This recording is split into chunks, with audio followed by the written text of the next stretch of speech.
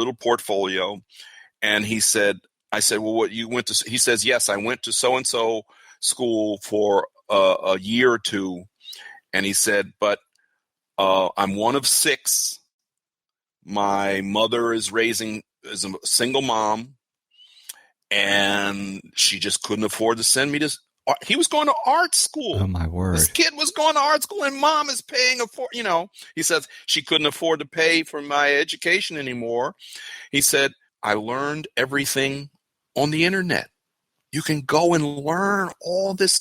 So I started to think, wait a minute. And, this is not something new. This has been happening for years, with lynda.com and Kelby and Creative Live and all of these things. We talked about this before. This kind of ability to see, but he had learned all of his Photoshop. He'd learned all of and the photographs weren't that bad, and I was saying, oh my God, that schools are going to have to justify exactly what you were talking about, the cost, when so many of these people who are driven, who have to be photographers, are going to learn a lot of the stuff just by being able to go online. It's a whole new world that we're dealing with. And so I was really intrigued by how much of our business can now be seen and is being shared in ways that we didn't have access to just a few years ago. Absolutely. And clients have learned as well. I mean, I've worked with numerous clients who know Photoshop as well as many photographers do because they've learned it. So they're getting to the point where it's just give me your images, your raw images. I'll finish them out because I know what I like. Oh, and they're looking for that technical ability to get it. So again, to be able to go in and have the people skills and the negotiation skills to establish value, not just being a technical machine or robot. So yeah, the value of both as assistants and photographers to realize the knowledge is there. It isn't hidden behind that magic curtain anymore. Oz is open. Yes. Oz is open. That's good. I like that. Let's talk a little bit about some of your weaknesses and some of the struggles that you have discovered through the years. Because again, if you're going to put together a good team, they can't all be, clones of Lou. That's right. What are some of the weaknesses that I guess your kryptonite, the places where you need support and you need help? How do you find those people? And well, I guess back up and say, it seems to me the way you find good people is by recognizing your own weaknesses. So start with that. What are some of your some of the obstacles and fears and places that you need support? Well, I have a studio in which, and I have had this for a while. I realized long time ago, and it was the simple stuff. I remember shooting a job, coming home, processing the film, making contact sheets, spending hours and hours and hours making, being very careful in the dark room and all of that stuff. And then, at 4:00 in the morning, I'm just coming out of the dark room and I have to deliver the job early very next morning to my client. And I said, if this is what it comes down to, I'm going to be dead by the time I'm 30, that kind of thing. So I started to look around and say, okay, so I started literally from very, very, before I could afford, I started hiring people literally to do a lot of the administrative stuff, to make phone calls, to follow up on things, to carry stuff, the beast of burden syndrome, to answer the phone when I was out on assignment, all of these things because I had a client who said to me, because I wasn't in the studio, she says, if I have to chase you the next time, you will never get another job from me. Wow. So I had to figure out ways to take care of that back stuff. And today, so one day, and this is flash forward 20 years from that, flash forward, and this is still many years ago when digital, and I had a client come in and say to me, you need to deliver this digital set of images by tomorrow morning, and you have to deliver them in this manner. And they gave me a litany of things that I had, all of which were beyond me.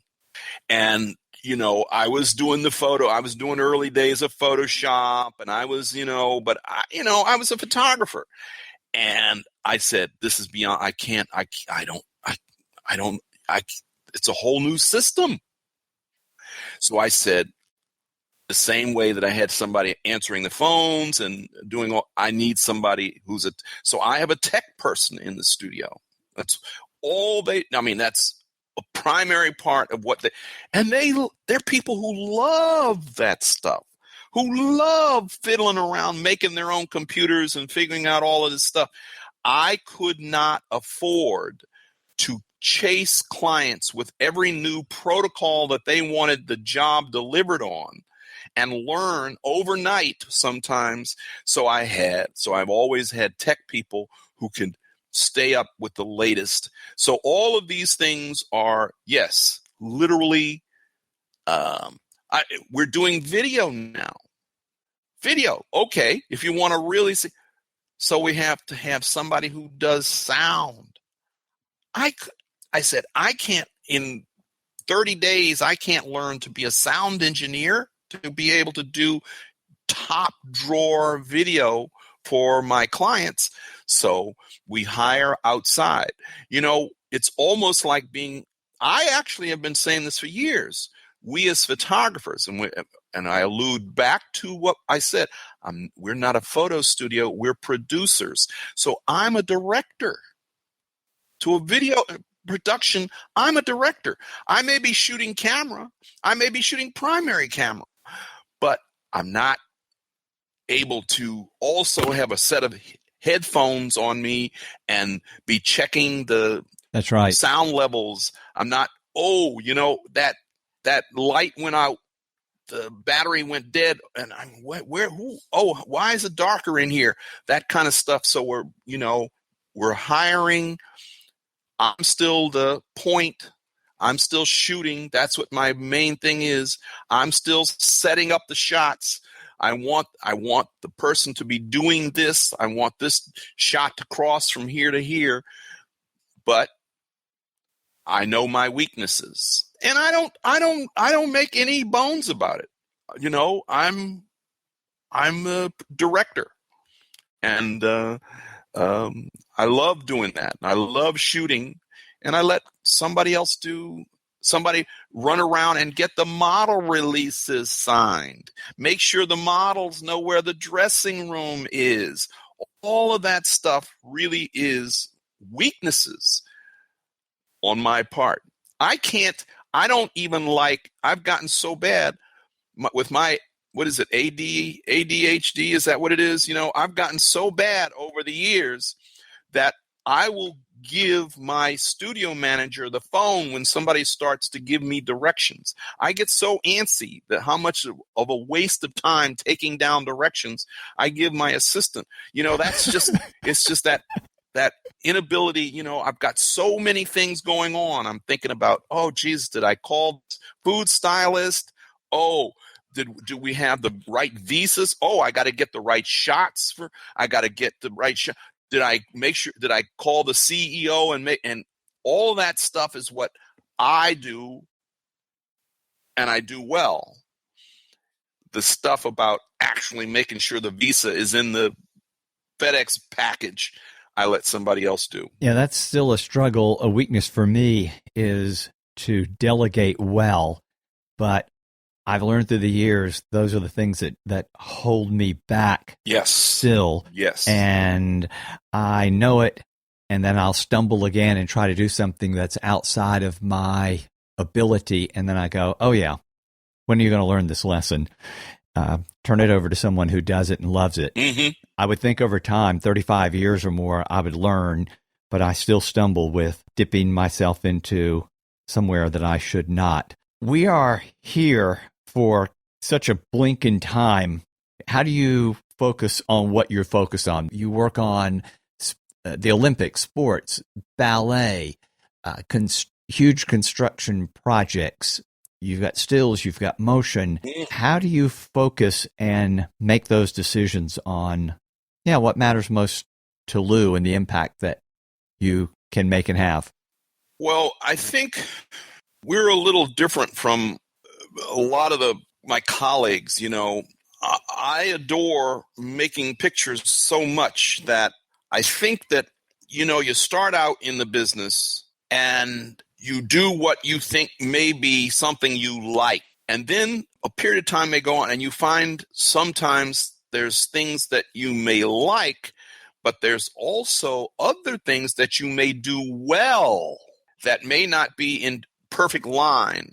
And so the career has almost like a pinball. The ball in a pinball, we've sort of ding, ding, ding, ding, bounced back and forth to different things, mainly because I have not been so concerned with one particular kind of photography because I like still life. I like people. I like traveling.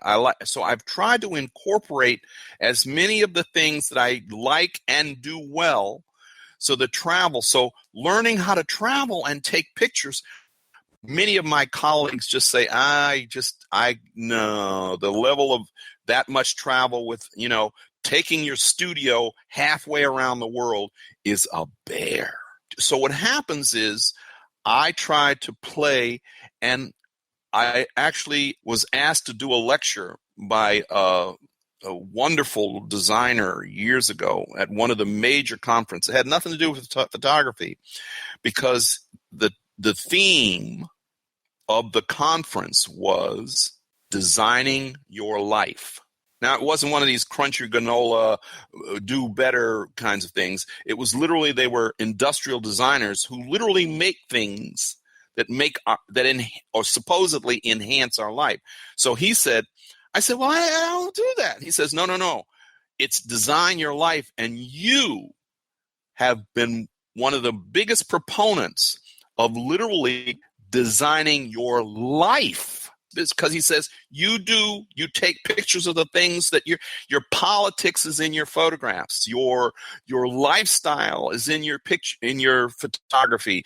You point your camera at things you are interested. So you're interested in a lost peoples halfway around the world. So you go to that place to take pictures and you find ways to make a living doing that. And so I said, oh my God. So now I've actually on many occasions talked about designing your life. How do we make our photography, how do we make our art incorporate our true interest, our true life?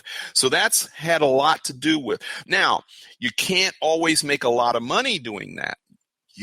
We've been pretty good in finding ways to get paid for most of it, but we may not be millionaires. We may not even be thousandaires, that kind of thing. But in order to be able to preserve being able to do that. But I was interested in dance. And being able to be backstage with the best in the world. The Walter Mitty's, we're able to actually see how things are done and photograph and bring them forward. So now I'm shooting the union workers. These are guys, men and women, who are very suspicious of cameras. And somebody asked me, I actually had one of the construction supervisors. He says, I don't think you're going to be able to take pictures. These guys are not going to let you take. 2 years later, they're my best friends. They told me to get the hell out of here. Go, Lee. I don't want my picture taken. Who are they? Lee. They tried to throw me off the site. Now they're my best friend. It's about delving down and finding and being able to get behind and insinuate, which is a big part of it, yourself into a new culture, a new race, a new lifestyle, a new peoples, a new interest, a new profession,